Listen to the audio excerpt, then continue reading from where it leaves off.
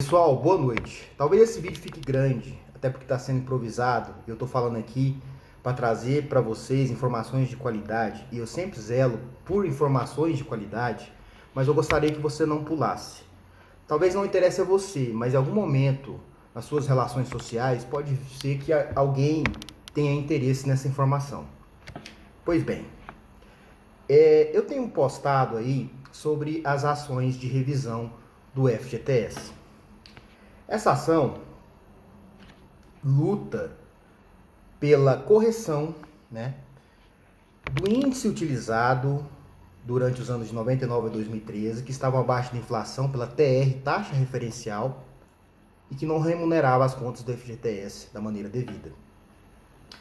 A ação processada na Justiça Federal, em razão de ser contra a Caixa, uma autarquia federal, ela busca trazer a revisão à luz de um índice que seja justo, ou INPC ou IPCA.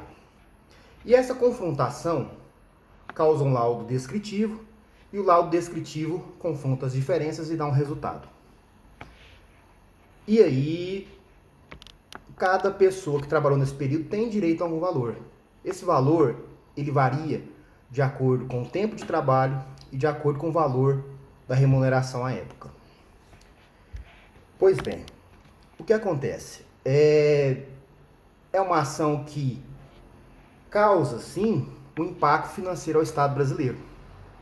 O impacto financeiro ao Estado brasileiro, que hoje eu tive acesso a uma informação segura, uma informação, como eu falo para vocês, eu trago sempre informações checadas de qualidade, de economistas, que calcularam aí que o impacto financeiro das ações da FGTS seria de 410 bilhões de reais ao Estado brasileiro. E muitas pessoas argumentam que essa ação poderia gerar uma despesa enorme, entre aspas, quebrar, que eu acho que não é o caso, e eu vou falar os argumentos por que não é o caso.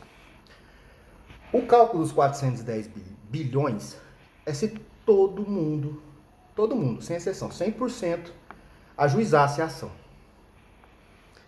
É humanamente impossível que todo mundo ajuize, por enormes variáveis.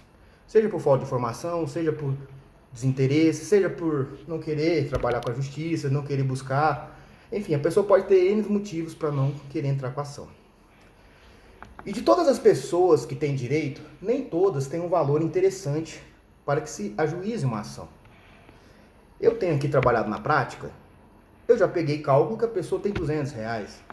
Eu já peguei cálculo de pessoas, várias, que passam o teto da Justiça Federal dos 60 salários mínimos, que é o teto da Justiça Federal do Juizado Especial Federal. Em caso de mais de 60 salários mínimos, a pessoa tem que ajuizar na Justiça Federal Comum, e aí gera, inclusive, o recolhimento das custas na Justiça Federal, que as custas na Justiça Federal são relativamente baixas, bem mais baixas que a Justiça Comum. Então vamos lá. O impacto financeiro dos 410 bilhões, ele é impossível de acontecer. Primeiro por essa primeira questão. Vamos lá. Eu vou pensar uma situação que 25% das pessoas entram. E eu acho que é um índice altíssimo, que não vai chegar a isso. O impacto financeiro seria em torno de 100 bilhões.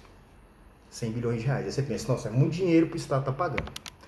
É muito dinheiro para o Estado estar pagando, sim.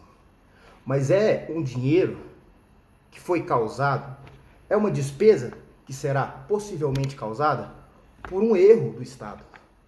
O Estado, né, eu vou bem na origem para vocês, porque eu preciso dar essa explicação, talvez ela seja chata para quem não gosta de direito, talvez ela seja não muito apreciável para você, mas eu quero que você preste muita bem atenção. O Estado, ele é dividido desde a Revolução Francesa, de Montesquieu, que teve a sua conceituação do Estado moderno, que chegou até os dias de hoje, em 3 poderes: executivo, legislativo e o judiciário. O Estado brasileiro executivo, o poder executivo do Estado brasileiro, ele criou aí o FGTS, o Fundo de Garantia por Tempo de Serviço, E é sobre a responsabilidade dele que está desde sempre que foi criado. E ele errou. O Estado errou. O Estado errou. O Estado executivo errou. E gerou essa questão da tese da correção do FGTS. O Estado errou e o cidadão foi prejudicado. O cidadão que depositou tal, a correção do que ele depositou estava abaixo da inflação, estava mal remunerado e gerou a tese. Pois bem, ao cidadão que teve um erro do executivo, cabe a ele buscar o outro poder do Estado, que é o Estado juiz, para corrigir esse problema. E aí é o momento que os cidadãos brasileiros estão batendo a porta do Poder Judiciário. E o Poder Judiciário é o Estado também, é o Estado juiz. É o Judiciário que julga e julga toda a questão da nossa vida civil, enfim, nossa relação jurídica com o Estado. O Legislativo cria as leis, o Executivo executa e o Judiciário julga. Essa ação foi intentada no Brasil, no passado recente, aí, inúmeras ações. E agora, o Estado juiz tem que se manifestar. O Estado juiz técnico, o Estado juiz de primeiro grau, até o TRF, Tribunal Regional Federal, tem entendimentos da correção. Está tendo entendimentos da correção. E esses entendimentos foram tantos que chegou ao Estado juiz em sua Corte Suprema, que é o STF, Supremo Tribunal Federal. E no dia 13 de maio desse ano, o processo entrou na pauta do STF. E estava ali tudo saneado, tudo oportuno para ser julgado. E por alguma questão de conveniência, ou não sei exatamente o motivo, não foi julgado, foi suspenso. A Corte Suprema do nosso país tem um detalhe que eu não preciso explicar, vocês sabem. Todo cidadão que tem um pouco de formação sabe. É uma corte política. É uma corte indicada pelos presidentes. E é uma corte política que toma decisões políticas. Obviamente, naquele momento, era uma decisão que gerou repercussão nacional, uma decisão que poderia dar um impacto financeiro muito grande ao Estado brasileiro.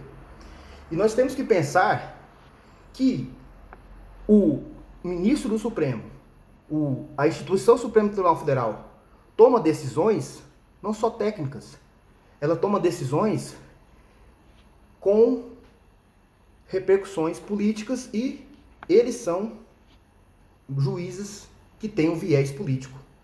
Obviamente, o Estado brasileiro, após vir de uma pandemia, de uma crise sanitária internacional, em que houve um gasto enorme, seja aí do auxílio emergencial, por exemplo, que foram bilhões, outros incentivos para a economia, que também foram bilhões, o Estado arrecadou menos nesse período, o Estado gastou mais e arrecadou menos, e obviamente o Estado brasileiro tem um nível de endividamento que não é de hoje, é de sempre. O nível de endividamento é alto, mas o nível de endividamento do Estado e os erros do Estado não justificam ele deixar de cumprir a sua obrigação. Sabe por quê? Você cidadão, quando toma uma multa de trânsito, o Estado te faz anistia, o Estado vai lá e fala, não, eu estou vendo a sua situação financeira aqui, você está com problemas financeiros e você não precisa pagar a sua multa.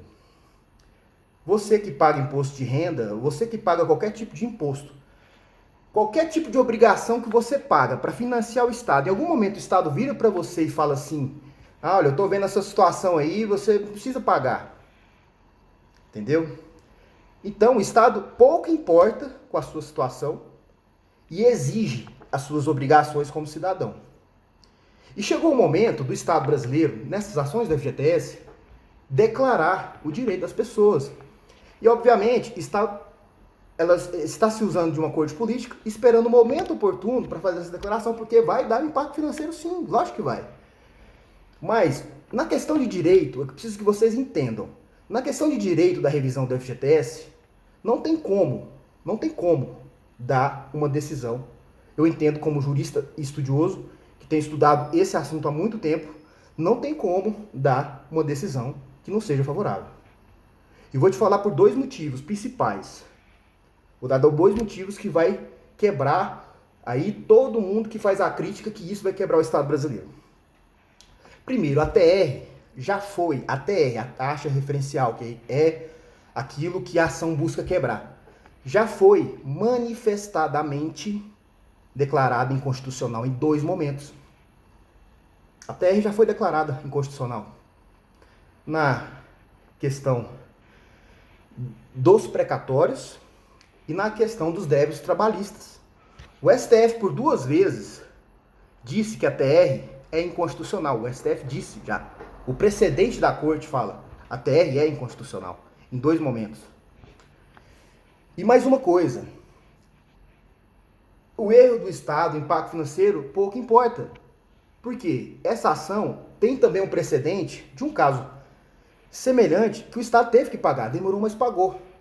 No governo do presidente Collor, teve o caso dos expurgos inflacionários, dos planos Verão, plano Collor, plano Bresser.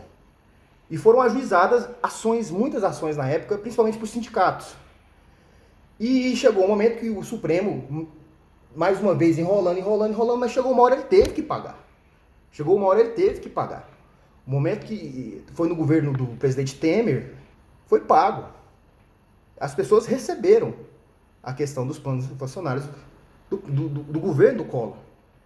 Então, em algum momento, o Estado vai ter que pagar. Em algum momento, vai ter que saldar esse problema.